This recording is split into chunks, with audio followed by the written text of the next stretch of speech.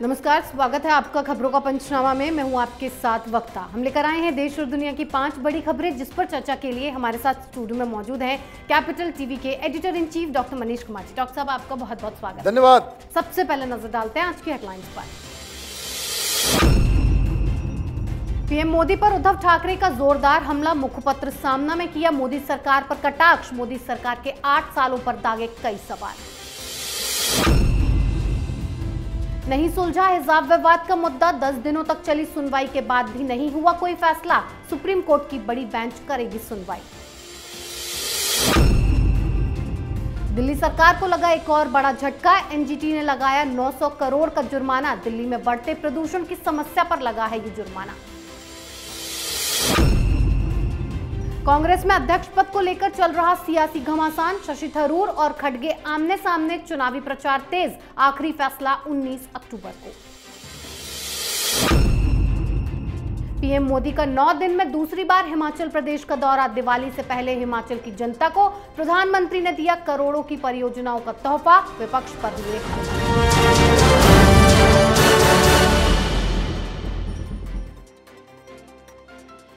आज की सबसे पहली खबर की शुरुआत उद्धव ठाकरे के पीएम मोदी पर जोरदार हमले से करते हैं। उद्धव ठाकरे ने अपने मुखपत्र सामना के जरिए केंद्र की बीजेपी सरकार पर जमकर प्रहार किया है और सीधा सीधा पीएम मोदी के कामों पर सवाल उठाया है। सामना में कहा है कि पीएम की दुनिया में प्रतिष्ठा है, इसमें कोई शक नहीं, लेकिन उनको जितनी विश्वसनीय जानकारियां दुनिया के बारे में है, उस हद तक वो अपने देश को नहीं जान पाए। देश के प्रधानमंत्री कब बन पाएंगे? ये भी सवाल उठाया है कि नेहरू की भूल सुधारने के लिए बीजेपी ने पिछले 8 सालों में क्या किया। डॉक्टर साहब, उद्धव ठाकरे का पीएम पर सवाल दागने का मकसद क्या रहा? देखिए, उद्धव ठाकरे वो अपने आप को अरविंद केजरीवाल, राहुल गांधी, ममता बनर्जी के क्लास में लेके जाना चाहते हैं कि जो विपक्ष के जो तमाम पॉलिटिकल पार्टीज हैं उनको अपने खेमे में समाहित कर लें। वो ये चाहते हैं कि वो एक प्रखर मोदी विरोधी के रूप में अब जाने जाएं, क्योंकि उनको लगता है कि भाई ये बीजेपी की वजह से उनकी सत्ता भी गई, कुर्सी गया, सिंबल, पार्टी, सब कुछ उनके हाथ से निकल गया। तो उनको और भी बैसाखियों की जरूरत पड़ेगी। तो भाई कांग्रेस पार्टी के साथ कौन रहेगा? अभी कुछ दिन पहले सोनिया गांधी से उन्होंने फोन पे बातचीत की, मदद कर दीजिए, अंधेरी में हम चुनाव लड़ रहे हैं, हार गए तो कहीं के नहीं रहेंगे, एनसीपी के साथ आप हैं। और कल एक और बड़ी घटना घटी। कम्युनिस्ट पार्टी, जिसको हिंदू हृदय सम्राट बाला साहब ठाकरे लाल बंदर कहा करते थे, जिनके साथ खूनी लड़ाई मुंबई के अंदर शुरुआती संघर्ष बाला साहब ठाकरे का इन वामपंथियों से था। 1970 में एक वामपंथी लीडर की मौत हुई, सारा ठिकरा शिवसेना के ऊपर कि भाई हत्यारी पार्टी है। तो ये खूनी जंग कम्युनिस्टों के साथ था। कल मातोश्री में बुला करके समर्थन मांगा जा रहा है। तो जब पार्टी वैचारिक रूप से बिल्कुल डेविएट कर जाती है तो यही होता है। और ये लिखने वाला कौन है जो प्रधानमंत्री मोदी को ये बता रहा है कि उनको देश के बारे में जानकारी नहीं है? ये इससे बड़ा मजाक कुछ और हो सकता है?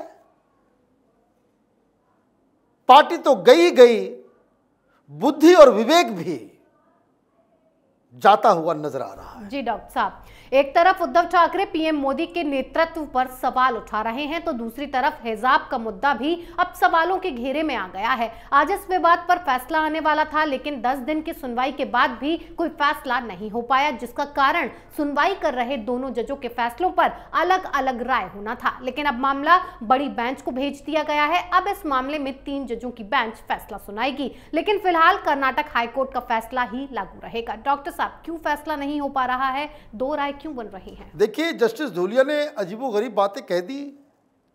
वो एग्री नहीं कर रहे हैं, दोनों जजेस में एक राय नहीं हो पाया, इसलिए ये अब कॉन्स्टिट्यूशनल बेंच में डिसाइड होगा कि वो 5 लड़कियां हिजाब पहनेंगी नहीं पहनेंगी। देखिए, पूरी दुनिया में जितने भी इस्लामिक मुल्क हैं वहाँ से खबरें आ रही हैं कि महिलाएं, लड़कियां सड़क पे हैं कि भाई हिजाब नहीं चाहिए जी। और हिंदुस्तान में सुप्रीम कोर्ट के वरदहस्त की वजह से ये डिबेट चल रहा है, इस पे संविधान की व्याख्या की जाएगी। समझ में नहीं आ रहा है कि सुप्रीम कोर्ट क्या चाहती है। भाई पीएफआई तो चाहती है कि देश में शरिया का कानून लागू हो। क्या सुप्रीम कोर्ट के जज भी यही चाहते हैं कि भाई हिंदुस्तान के अंदर में शरिया का कानून लागू हो? वैसे ही शरिया अदालत जो है देश भर में चल रहा है, ये मौलवी मौलाना लगाते हैं जिस पे कोई कानून, कोई सीआरपीसी, कोई संविधान लागू नहीं होता।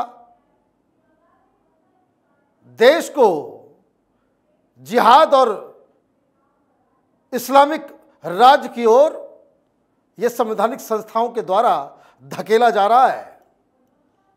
कुछ चीजें ऐसी हैं जिसके ऊपर लक्ष्मण रेखा क्रॉस नहीं होनी चाहिए।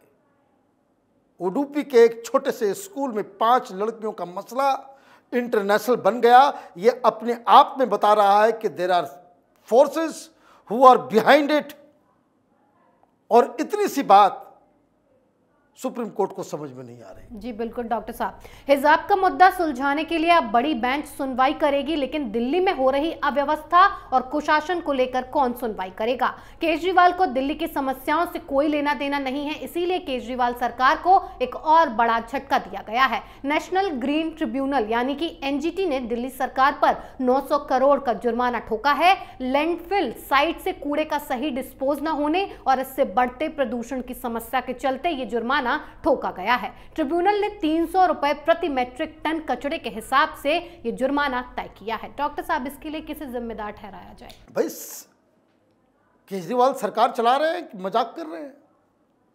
अभी तो ये लैंडफिल को लेकर के है। कुछ दिन पहले आपने सुना होगा, ये कितना बड़ा नटवर लाल है कि उसको मालूम है कि भाई एनजीटी जो है इस मसले को डील कर रही है। पहले से ही प्रचार प्रसार शुरू कर दिया था कि कूड़े के पहाड़ जो है वो बीजेपी बनवा रही है ताकि वो ठीक रह जो किसी और। केजरीवाल हिंदुस्तान की राजनीति का नटवर लाल है। मौसम बदल रहा है, पराली जलाने का समय भी आ गया। केजरीवाल से पूछा जाना चाहिए, जो पूसा इंस्टीट्यूट के साथ मिलके वो जादुई लिक्विड जो इसने बनाई थी, जिसमें 5 लाख की दवाई और 55 करोड़ की का प्रचार टीवी पे इसने जो किया, वो पंजाब के किसानों के बांटा जाएगा या नहीं बांटा जाएगा? क्योंकि अब तो वहां पे सरकार आम आदमी पार्टी की है।